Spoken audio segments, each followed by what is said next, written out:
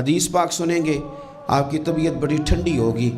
میرے نبی پاک صلی اللہ تعالیٰ علیہ وسلم نے ارشاد فرماتے ہیں کہ جو بندہ سوال سے بچنا چاہے گا، ارادہ کرے گا اللہ میں نے کسی سے نہیں مانگنا، فرمایا جو سوال سے بچنا چاہے گا رب اسے سوال سے بچا لے گا۔ اور جو لوگوں سے بے نیاز ہونا چاہے گا، کہے گا یا اللہ مجھے دنیا داروں کا محتاج نہ بنا، اپنی بارگاہ سے عطا فرما۔ جو لوگوں سے بے نیاز ہونا چاہے گا اللہ لوگوں سے بے نیاز کر دے گا۔ اور فرمایا جو صبر کا ارادہ کرے گا اللہ اسے صبر کی توفیق بھی عطا فرما دے گا۔ ارادہ تو کرے، پروگرام تو بنائے، توفیق تو اللہ دے گا۔ جو صبر کا ارادہ کرے گا اللہ صبر کی توفیق بھی عطا کر دے گا۔ اور حضور صلی اللہ تعالیٰ علیہ وسلم فرمانے لگے یاد رکھو کسی بندے کو جو بہترین تحفہ دیا گیا ہے نا، اگر کسی کو کوئی بہترین عطیہ ملا ہے تو پھر اللہ تعالیٰ نے اسے صبر عطا فرمایا ہے۔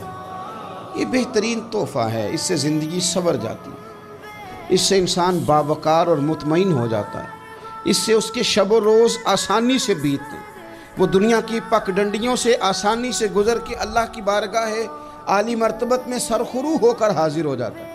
لیکن اگر بے حوصلہ ہو، صبر نہ ہو، پھر نقصان روز بروز بڑھتا ہے۔ اور پھر میرے رسول پاک صلی اللہ تعالیٰ علیہ وسلم ارشاد فرماتے ہیں کہ اصل بات یہ ہے کہ اللہ تعالیٰ نہ کسی بندے کا درجہ بلند کرنے کا ارادہ فرماتا ہے، لیکن اس کے اعمال اس طرح کے نہیں ہوتے کہ اس کا درجہ بلند کیا جائے۔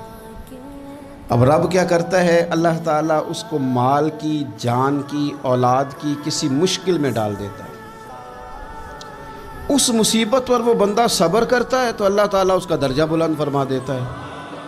اعمال اس قابل نہیں تھے کہ درجات بلند ہوں، وہ اعمال کی بنیاد پر نہیں کر سکتا تھا تو اللہ نے کسی مشکل میں ڈال کے نہ اپنے فضل سے درجہ بلند کر دیا۔